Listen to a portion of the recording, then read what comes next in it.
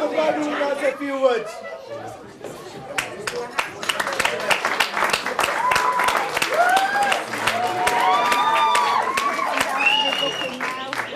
Reverend Margaret, bride and bridegroom, and honoured guests. As the father of the bride, it is my obligation and privilege to make the father of the bride's speech. So despite the many warnings from my family, the bride, the groom, and my wife, of what I can say and what I shouldn't say, here goes. There will be no jokes or funny stories.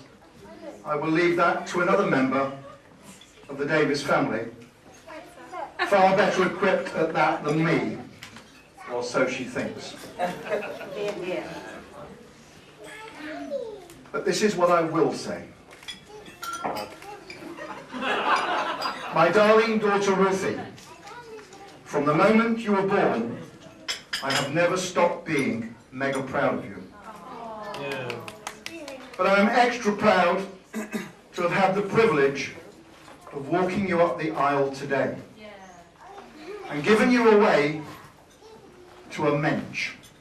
That, by the way, is Yiddish for decent, honourable man. Yeah.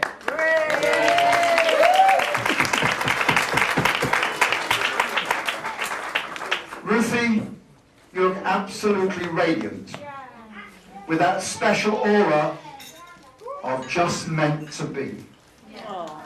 Of that I'm sure that everybody will agree with me. There are a number of commodities and attributes in this life that are not for sale. No matter who you are, no matter how much money you have in the bank, and Ruthie, you've got them. Your name in itself, Ruth, must be the first clue. You were born 15th of February 1977.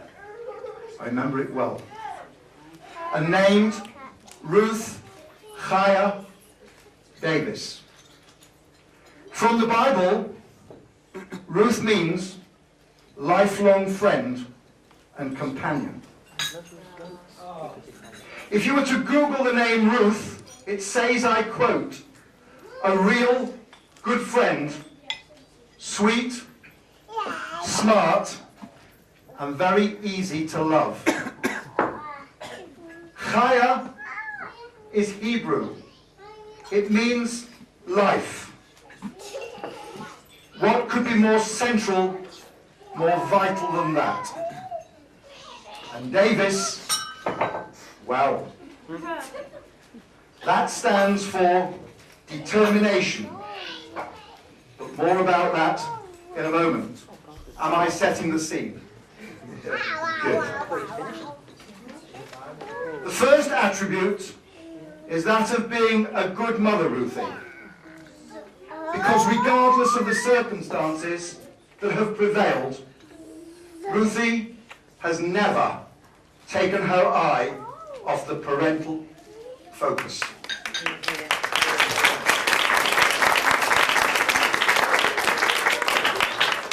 Ryan, Jade and Jack, your children, our children, will certainly attest to that. And they still remain her number one priority. Lena and James, Dave's children, are now firmly part of Ruthie's responsibility.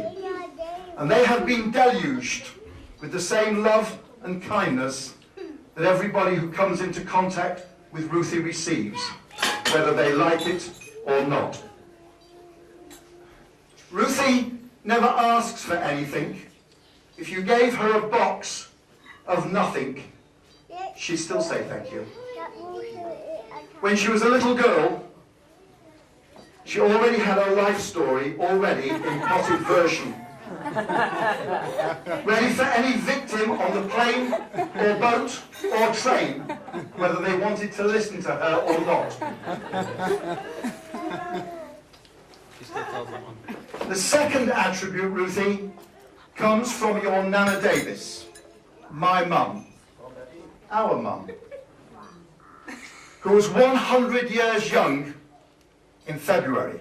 You've got me for a little bit yet, love. Who unfortunately can't be with us today. But she sends her love to both of you and wishes you a hearty mazel tov.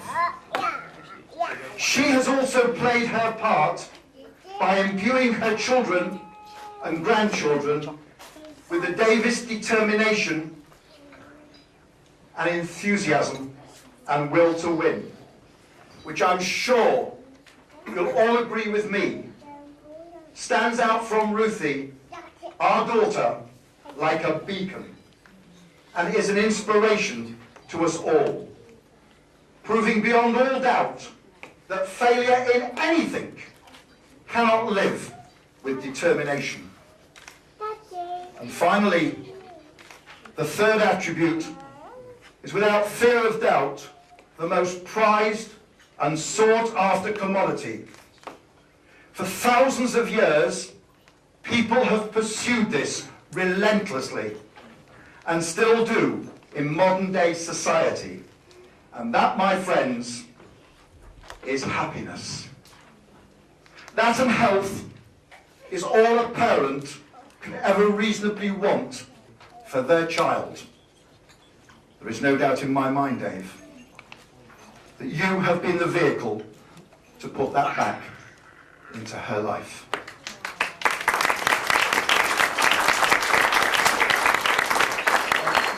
And for that,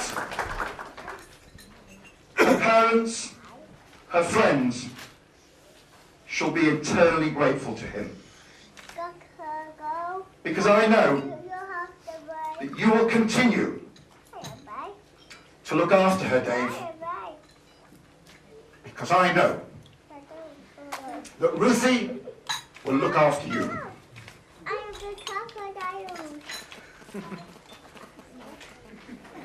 Your wedding day, Ruthie, has coincided with two other very special days in the religious calendar. One, of course, is Easter, and the other is the Passover. Tonight, all over the world, Jewish families are gathered together to celebrate the Passover. We use unleavened bread to do this.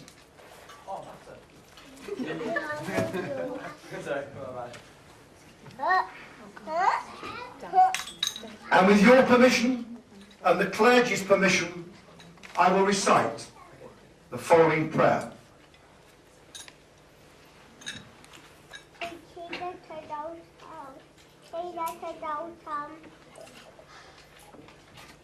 With your permission.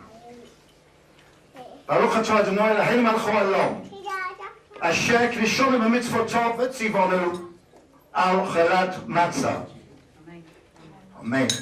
Which means, blessed are you, O Lord our God, King of the universe, who made us holy by his law and commanded us about eating the unleavened bread.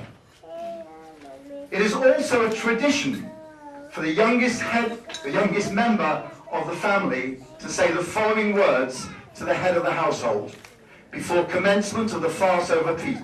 Easy for you to say that. Before the commencement of the Passover feast. And in days gone by, Ruthie, this task would have fallen to you. Manish Tana, Halayla Hazeh, Mikol Cholelot, which loosely translated is why is this night different from all other nights? Well, my darling Ruthie, my answer that is because in this night and in this hotel you are surrounded by people who love you and have come to celebrate and share in your happiness. Ladies and gentlemen, would you all please stand? Charge your glasses, and the toast is happiness. L'chaim tovim v'shalom. Happiness, the two of you. Thank you. Thank you.